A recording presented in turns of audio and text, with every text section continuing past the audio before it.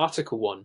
The influence of Buddhism on Asian cultures. Buddhism, founded in the 5th century BCE by Siddhartha Gautama, has profoundly influenced Asian cultures. Emerging in India, it quickly spread to other regions, including Southeast Asia, East Asia, and Central Asia, shaping religious, cultural, and social landscapes. This religion's emphasis on enlightenment, compassion, and ethical conduct has left an indelible mark on the traditions and values of numerous Asian societies. One of the most significant cultural impacts of Buddhism is its contribution to art and architecture.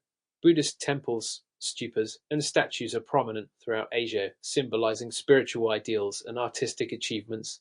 The Ajanta and Ellora caves in India, the Borobudur temple in Indonesia, and the Shwedagon pagoda in Myanmar are exemplary representations of Buddhist architectural influence. These structures not only serve religious purposes but also attract millions of tourists annually, fostering a rich cultural heritage.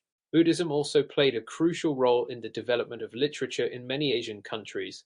Buddhist scriptures, written in Pali, Sanskrit, Tibetan, Chinese, and other languages, constitute a significant portion of the literary corpus in these regions. Texts like the Pali Canon, Mahayana Sutras, and Tibetan Book of the Dead are revered not only for their spiritual teachings but also for their literary merit. This extensive body of literature has influenced various genres, including poetry, philosophy, and historical writings. The introduction of Buddhism into East Asia, particularly China, Korea, and Japan, significantly altered these societies' religious and philosophical landscapes. In China, Buddhism blended with Confucianism and Taoism, leading to a unique syncretic tradition. In Japan, Zen Buddhism became integral to the cultural fabric, influencing practices like tea ceremonies, martial arts, and garden design.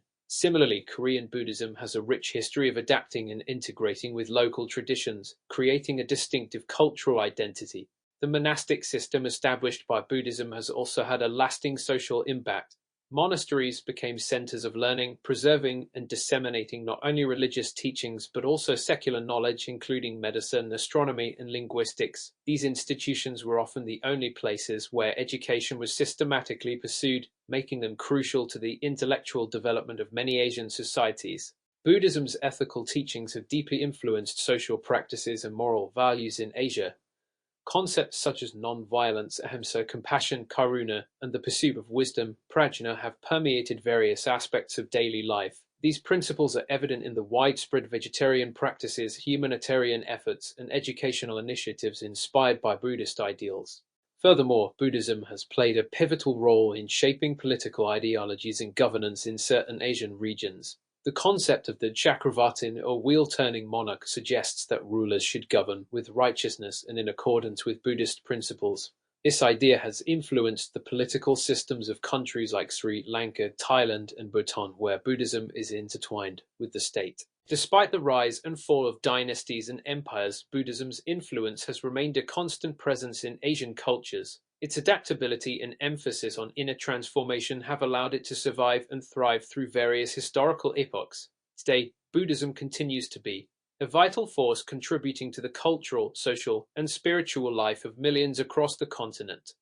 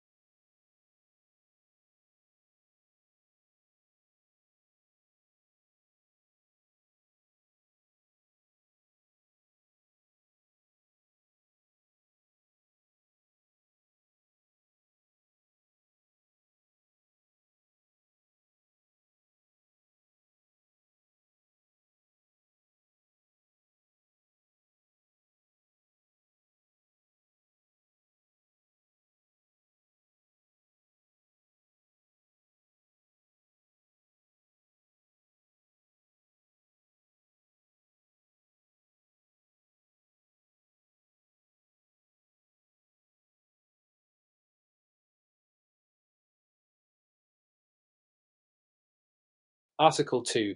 The impact of colonialism on language and culture. The impact of colonialism on language and culture has been profound and enduring. Colonial powers, through their expansionist policies, imposed their languages and cultural practices on the colonized regions, often at the expense of indigenous languages and traditions.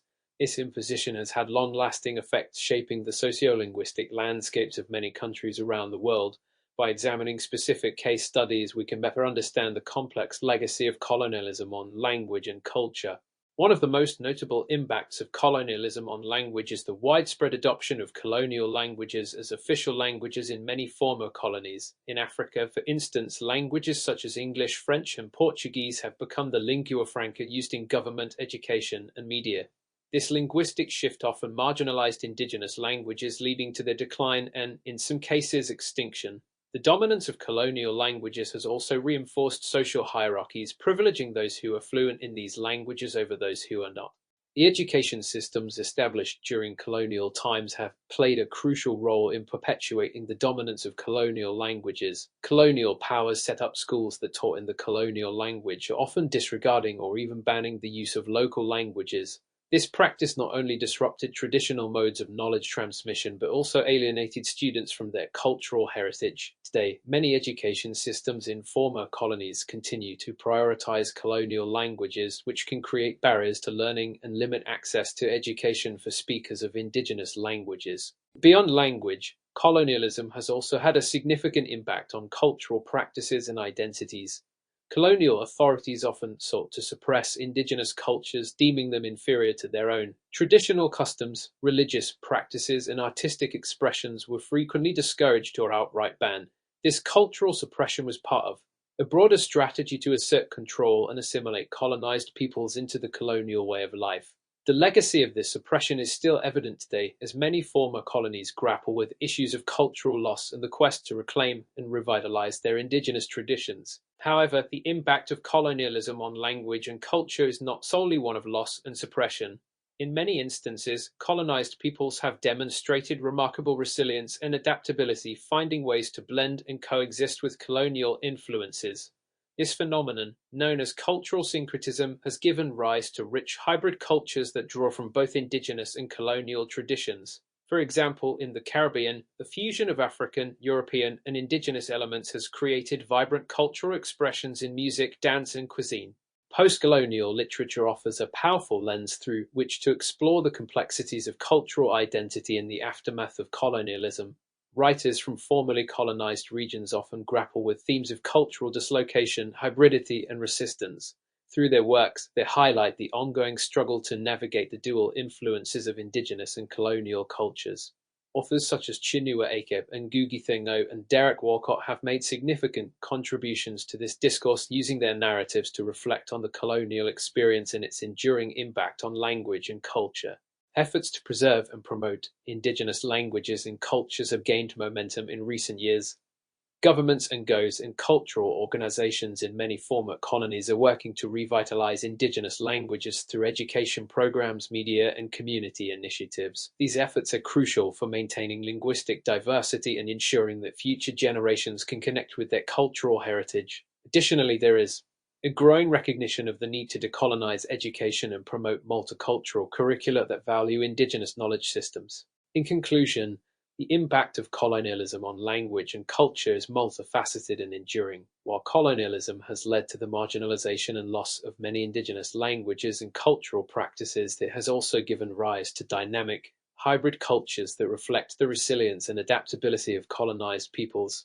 Understanding this complex legacy is essential for addressing the challenges and opportunities that arise in the pursuit of cultural preservation and revitalization in the post-colonial world.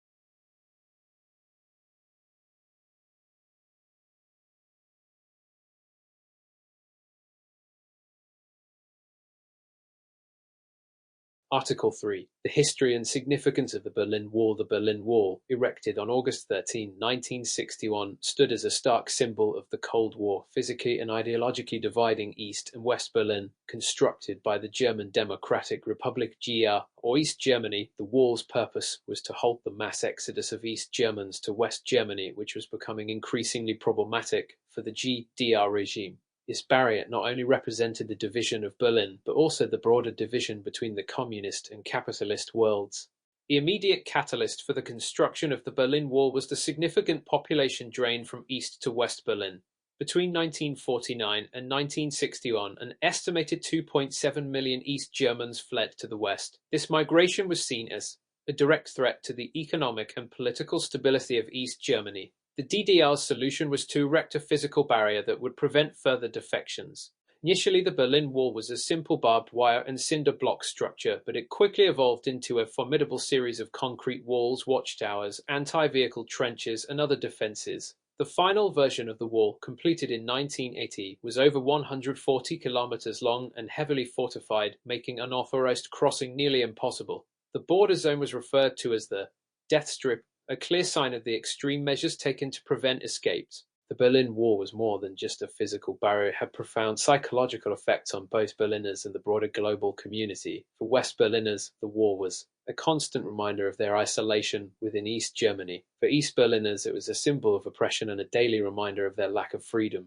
The wall also became a focal point for Cold War tensions, with numerous high-profile confrontations occurring at its checkpoints.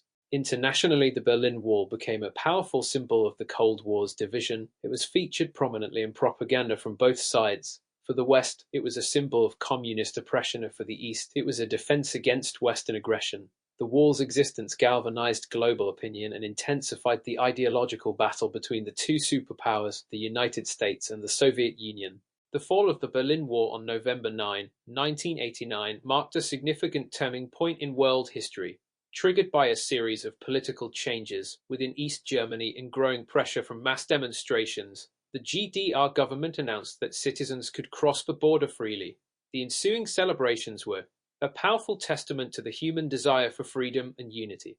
The demolition of the Berlin Wall paved the way for German reunification, which officially occurred on October 3, 1990. The fall of the wall not only reunited families and friends, but also symbolized the end of the Cold War and the beginning of a new era in European and global politics. The reunification process was complex and challenging, involving the integration of two very different political, economic, and social systems. The Berlin Wall remains a potent symbol of the Cold War and its resolution. Parts of the wall have been preserved as historical sites, and numerous memorials and museums have been established to educate future generations about its history and significance. The wall's legacy serves as a reminder of the importance of freedom, human rights, and the continuing struggle against oppression.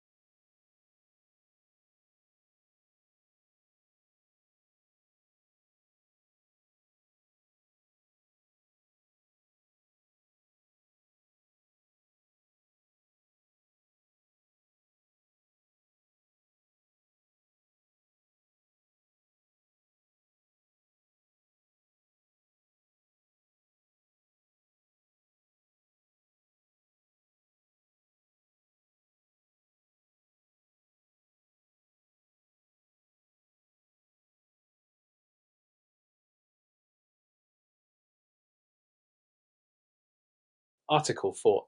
The development and impact of social media platforms. In the past 2 decades, the rise of social media platforms has significantly transformed the way people communicate, share information, and interact with each other.